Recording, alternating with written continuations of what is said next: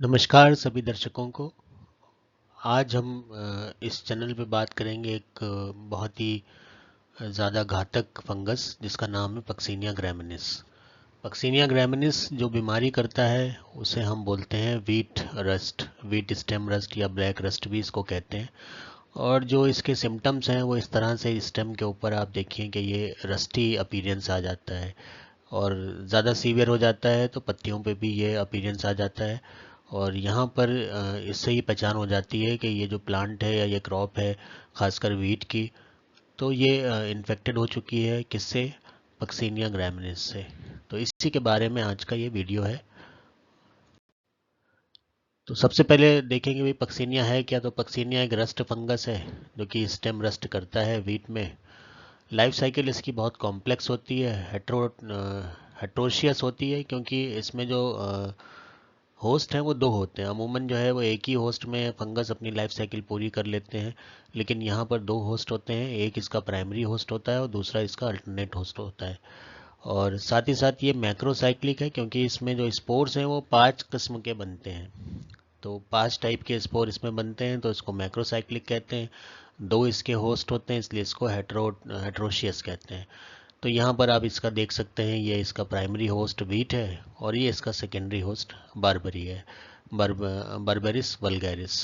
तो दो अलग अलग फैमिली के प्लांट को ये इन्फेक्ट करता है, और मतलब आपस में रिलेटेड वो होस्ट एकदम नहीं होते और काफ़ी दूर होते हैं, लेकिन फिर भी ये उन उसमें अपनी लाइफ साइकिल को कंप्लीट कर लेता है। क्लासिफिकेशन देख लेते हैं। तो kingdom fungi, division basidio mycota. Class इसका जो अब मौजूदा है वो पक्सीनियोमाइसिटीज़ है। पुरानी किताबों में आपको टीलियोमाइसिटीज़ मिलेगा। ऑर्डर इसका पक्सीनियल्स है, पुरानी किताबों में आपको यूरिडिनेल्स मिलेगा। और फैमिली इसकी पक्सेनियसी है। तो ये इसका छोटा सा एक क्लासिफिकेशन है। तो बेसिडियो माइकोटा का है, जैसे अस्टिलागो भी हमने बताया था आपको कि वो भी बेसिडियो माइकोटा का है। बेसिडियो स्पोर्स बनते हैं, यहाँ पर भी बेसिडियो स्पोर्स बनते हैं, लेकिन उसके अलावा और भी 4 स्पोर्स बनते हैं। माइसीलियम की बात करें तो जो पक्सीनिया ग्रैमिनिस का माइसीलियम है, जो कि स्टेम रस्ट कॉज करता है, तो ये भी हाइफा से मिलके बना होता है। बहुत सी हाइफे होती हैं वो इसको बनाती हैं, और इसमें दो तरह के माइसीलियम मिलते हैं और दोनों अलग अलग होस्ट पे मिलते हैं। जैसे ये डाइकैरियोटिक माइसीलियम है, ये वीट पे मिलेगा जो कि उसका प्राइमरी होस्ट है। और मोनोकैरियोटिक माइसीलियम है, ये बर्बरी पे मिलेगा जो उसका अल्टरनेट होस्ट है। दोनों ही टाइप के जो माइसीलियम होते हैं उनमें सेप्टा पाया जाता है, जैसे कि मतलब वो उनमें वॉल पाई जाती है, क्रॉस वॉल ब्रांच्ड होते हैं।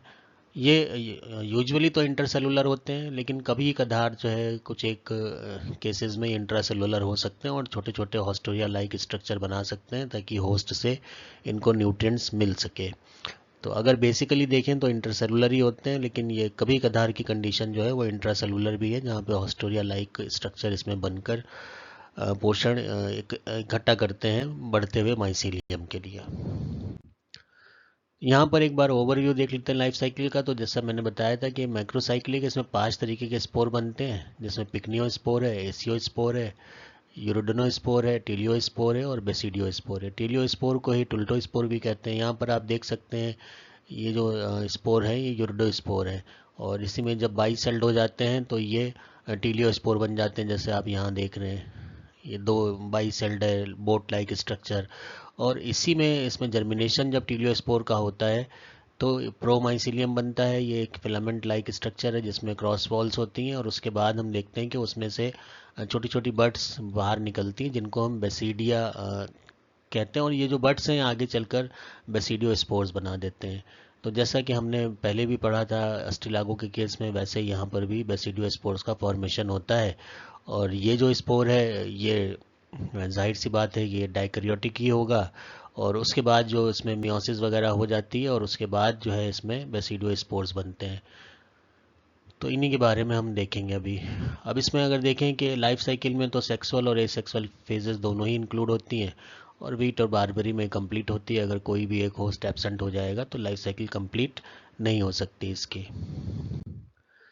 तो लाइफ साइकिल का ही एक डायग्राम है, इसमें आप देख सकते हैं कि जो इन्फेक्शन है वो शुरू होता है, और शुरू होने के बाद किस तरह से वो दो होस्ट के बीच में अल्टरनेट करता है। तो यहाँ पर जैसे कि ये बारबरी की पत्तियाँ हैं, और इसमें इन्फेक्शन हो जाता है। इन्फेक्शन इसमें बेसिडियो स्पोर की मदद से होता है। जहाँ पे बेसिडियो स्पोर आता है, क्योंकि वो मोनोकैरियोटिक होता है, तो वो इसकी एपिडर्मिस को, अपर एपिडर्मिस को इन्फेक्ट करता है और उसके बाद वहाँ पर ये कप लाइक स्ट्रक्चर बनते हैं जिनको हम कहते हैं पिक्निया। और इसमें बनते हैं पिक्नियोस्पोर। और पिक्नियोस्पोर्स में क्या होगा कि पिक्नियोस्पोर में माइनस और प्लस स्ट्रेन के जो हाइफी हैं वो वहाँ पे मौजूद होते हैं, उनमें कॉम्बिनेशन होता है। और फिर नीचे की तरफ एक डाइकैरियोटिक माइसीलियम यहाँ पर बनेगा और ये नीचे की तरफ एक इन्वर्टेड कप लाइक स्ट्रक्चर बनाएगा जो आगे चलकर कहलाएगा एसियोस्पोर। इसमें एसियोस्पोर बनेंगे, इसको एसिया कहेंगे। और ये एसियोस्पोर जो होते हैं यही वापस आते हैं और जो वीट है उसको इन्फेक्ट करते हैं। वीट में पहले यूरोडोस्पोर बनते हैं, उसके बाद इसमें टुलुटोस्पोर बनते हैं। टुलुटोस्पोर का जर्मिनेशन होता है और ये फिर से बेसिडियोस्पोर बन जाते हैं जो कि बर्बरी जो उसका अल्टरनेट होस्ट है उसको इन्फेक्ट कर देते हैं। तो दोनों ही पे हमें इसके करेक्टर देखने को मिलते हैं। वीट में हमें ब्राउनिश और ब्लैकिश कलर के स्पॉट्स नज़र आते हैं, और जहाँ बारबरी की बात करें तो वहाँ पर थोड़ा ट्यूमरस आउटग्रोथ लगती है और वहाँ से सेक्शन अगर आप काटेंगे तो ऊपर की तरफ आपको एक स्ट्रेट कप मिलेगा और एक नीचे की तरफ इन्वर्टेड कप मिलेगा। और नीचे ही वाला जो है, जो स्पोर बनता है एशियो स्पोर, यही इन्फेक्टेड होता है, यही मतलब इन्फेक्शन कर सकता है। और ऊपर वाला जो पिक्नियोस्पोर है उसका काम सिर्फ जो डिफरेंट स्ट्रेन के जो माइसीलियम है उनकी मेटिंग को अंजाम देना होता है ताकि डाइकैरियोटिक माइसीलियम बन सके। तो एक बहुत ज़्यादा मतलब स्पेसिफिक टाइप की लाइफ साइकिल इसमें होती है। तो बर्बरी पे हम देखें जो इसका अल्टरनेट होस्ट है, तो बेसिडियो स्पोर जो उड़ के आते हैं इसके पास, तो इसमें इन्फेक्शन करते हैं। इन्फेक्शन करने के बाद हम देखें कि यहाँ पर ये पिक्नीडियम बनता है। ये पिक्नीडियम जो कप लाइक स्ट्रक्चर है ये पिक्नीडियम है और इसके अंदर पिक्नीडियो स्पोर्स बनते हैं। इसमें रिसेप्टिव हाइफी होती हैं जिसकी मदद से जो है वो मीटिंग हो सकती है डिफरेंट स्ट्रेन की। और उसके बाद जो है इसके फलस्वरूप जो मीटिंग हो जाती है डिफरेंट स्ट्रेन की, प्लस माइनस स्ट्रेन मिलकर यहाँ पर एक डाइकैरियोटिक माइसीलियम बनाते हैं। और ये डाइकैरियोटिक माइसीलियम थोड़ा एपिडर्मिस के नीचे जाके बनती है। तो अब जो इसके आगे स्ट्रक्चर बनेगा वो इन्वर्टेड कप लाइक स्ट्रक्चर बनता है जिसको हम कहते हैं एसिया। और इसी के अंदर जो है वो एसियो स्पोर्स बनते हैं जो कि गेहूं की तरफ जाते हैं। तो ये एसियल कप है, ये पिक्नीडियल कप है। यहाँ पर ये बीच में डाइकैरियोटिक हाइफी हो गई, ये सारी होस्ट सेल है लीफ की। और ये इसके एसिडियम की वॉल है, पेरिडियम भी इसको कह सकते हैं। और ये एसिडियो स्पोर हैं जो रिलीज होकर गिर रहे हैं। तो ये चेन में बनते हैं, डिजंक्टर की मदद से जुड़े होते हैं, फिर बाद में उसी की वजह से वो टूटकर आगे की तरफ निकल जाते हैं। तो पिक्नियोस्पोर जो है उसको स्टेज 0 कहते हैं क्योंकि इसमें कोई इन्फेक्शन की क्षमता नहीं होती। इसका काम सिर्फ जो है वो मोनोकैरियोटिक नेचर को डाइकैरियोटिक नेचर में बदल देना होता है। तो ये अपर लीफ सरफेस पे बनते हैं, बर्बरी के हैप्लॉइड होते हैं और ये प्लाज्मोगैमी में इन्वॉल्व होते हैं। और जिसकी वजह से जो फ्यूज़न है दो अलग अलग कंपेटेबल मेटिंग टाइप्स का वो संभव हो पाता है और उसके बाद एक डाइकैरियोटिक स्टेज आती है। यही स्टेज जो है आगे चलकर स्टेज 1 को बनाएगी जो कि एसियोस्पोर्स होते हैं। और ये जो है वो जो फ्यूज़न होता है पिक्नियोस्पोर का उसके फलस्वरूप होते हैं। और यहाँ पर जो नीचे की तरफ ये बनते हैं लोअर एपिडर्मिस पे, और इनका जो नेचर होता है N+N होता है। तो डाइकैरियोटिक होते हैं, 2 न्यूक्लियाई होते हैं लेकिन 2 आपस में फ्यूज़ नहीं होते, इसलिए हम इसको N+N लिखते हैं और बोलते हैं डाइकैरियोटिक। और यही जो स्पोर्स हैं ये इन्फेक्टिव होते हैं, इसीलिए इसमें स्टेज 1 कहा गया है। और ये क्योंकि इन्फेक्टिव नहीं होता इसलिए इसे स्टेज 0 कहा गया है। तो हमें याद रखना है कि जो पिक्नियोस्पोर है वो स्टेज 0 है, एसियोस्पोर स्टेज 1 है। अब चलते हैं आगे इसके। तो एसियोस्पोर जो है वो वापस आते हैं अपने प्राइमरी होस्ट पे जो कि वीट होता है। और इसकी दूसरी स्टेज शुरू होती है जिसको यूरिडिया स्टेज कहते हैं। और इसमें यूरिडोस्पोर या यूरिडोस्पोर्स बनते हैं जो कि ये सेक्सुअल स्पोर्स होते हैं, रेडिश ऑरेंज कलर के होते हैं। और इनमें ये क्षमता होती है कि बार बार ये इन्फेक्शन कर सकते हैं। तो ये स्पोर बनते हैं इनमें क्योंकि इसमें बाई कंडीशन डाइकैरियोटिक है तो ये इन्फेक्शन ये कर सकते हैं। हमें हमें पता है कि बेसिडियो माइकोटा में हमेशा जो है डाइकैरियोटिक सिचुएशन होनी चाहिए। तो कोई भी चीज़ डाइकैरियोटिक है तो इन्फेक्टिव है वो, तो ये भी बार बार इन्फेक्शन कर सकते हैं और ये करते भी रहते हैं जिसकी वजह से शुरुआती नुकसान तो यही कर देते हैं। उसके बाद एक टाइम आने पर, मौसम थोड़ा बदल जाने पर स्टेज 3 शुरू होती है।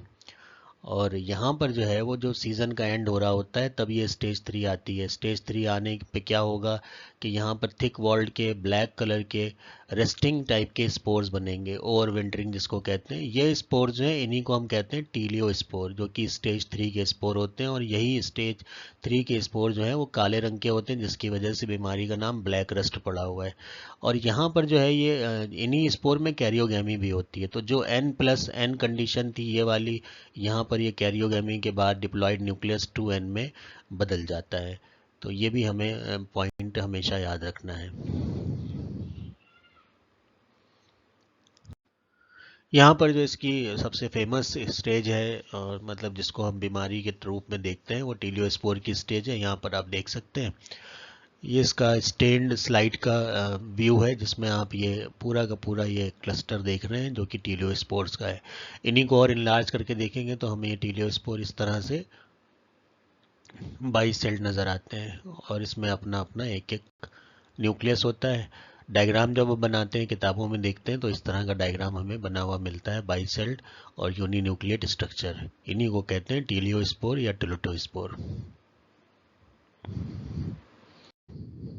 अब ये जो टिलोटोस्पोर या टीलियोस्पोर बन जाते हैं, ये एक समय पर आकर ये जर्मिनेट होना शुरू होते हैं। तो क्योंकि दो हैं, तो एक तो एपिकल जर्मिनेशन होता है, एक लेटरल होता है।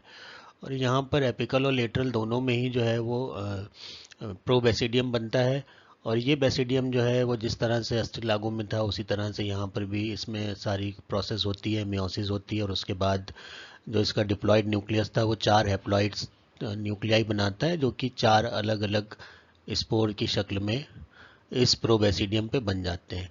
अब ये जो 4 हैप्लॉइड बेसिडियोस्पोर्स बनते हैं मियोसिस के फलस्वरूप, इनमें ये क्षमता होती है कि ये बर्बरी की पत्ती में जाकर इन्फेक्शन कॉज कर सकते हैं। और इन्फेक्शन कॉज करेंगे तो वहाँ पर क्या होगा, जैसे शुरुआत में पढ़ा था कि वहाँ पर एक तो स्टेज 0 आएगी, और उसके बाद जो है स्टेज 1 आएगी। और ये जो बेसिडियोस्पोर है ये स्टेज 4 होती है। 5वीं टाइप का स्पोर है, लेकिन स्टेज 4 है, क्योंकि इसमें पहला वाला जो था वो स्टेज 0 था, जो कि पिकनियो स्पोर था। और यहाँ पे क्योंकि प्लस माइनस बने हैं, तो ये पिकनिया जो है इसमें प्लस माइनस का मीटिंग होगी। मीटिंग होने के बाद वहाँ पर डाइकैरियोटिक हाइफी बनेगी, और उसके बाद उसमें नीचे की तरफ एसियोस्पोर बनते हैं, जो वापस गेहूं की तरफ लौटते हैं। तो इस तरह से इसकी लाइफ साइकिल कंप्लीट होती है। अब ये सारा कुछ जो आपको बताया गया है, इसको बताने वाले जो वैज्ञानिक थे उनका नाम है प्रोफेसर केसी मेहता साहब।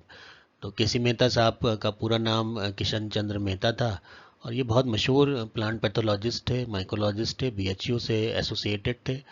और इन्होंने बिल्कुल पाइनर वर्क किया है डिजीज़ जो सीरियल्स की थी, जिसमें व्हीट रस्ट जो था वो सबसे ज़्यादा उस वक्त नुकसान कर रहा था, उसमें इन्होंने बहुत काम किया। और इन्होंने ये पूरा जो साइकिल आपने पढ़ा है, इसको एक तरह से पूरा डायग्नोस किया और उसको लिटरेचर के रूप में पब्लिश किया, ताकि लोगों को पता चल सके कि यहाँ पर हो क्या रहा था। उसके बाद इन्होंने बहुत ज़्यादा काम जो है वो इंपीरियल एग्रीकल्चर रिसर्च इंस्टीट्यूट, जो कि पूसा है, ये बाद में दिल्ली आ गया, तो यहाँ पर भी इन्होंने इसमें काफ़ी काम किया एक माइकोलॉजिस्ट के तौर पर। तो एक बहुत मशहूर माइकोलॉजिस्ट थे, न सिर्फ इंडिया में बल्कि वर्ल्ड में।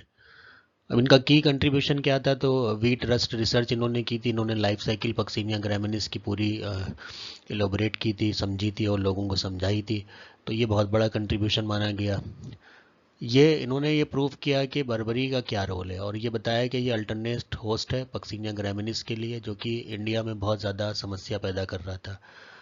और इसके बाद इन्होंने ये भी बताया कि अगर हम बर्बरी की जो झाड़ियाँ हैं उनको हम रिमूव कर दें, तो हम काफ़ी हद तक जो इसका आउटब्रेक है इस डिज़ीज़ का, उसको कंट्रोल कर सकते हैं। उसके बाद इन्होंने सीजनल साइकिल ऑफ रस्ट इसको भी पढ़ा और लोगों को बताया। तो इन्होंने क्लैरिफाई किया कि कैसे जो है वो माइग्रेशन होता है हिमालयन रीजन से मैदानी इलाकों में। और उसके बाद जो ये पक्सीनिया पाथ है, इसको इन्होंने बताया कि पक्सीनिया का जो पाथ है वो किस तरह से पहाड़ों से मैदान और मैदान से पहाड़ में दरमियान में चलता रहता है, और इस तरह से जो इसकी फंगस की लाइफ साइकिल है वो चलती रहती है दो होस्ट में। ये भी इन्होंने बताया कि जो रेस्टिंग या ओवर विंटरिंग रस्ट स्पोर हैं वो टोलेटो स्पोर हैं।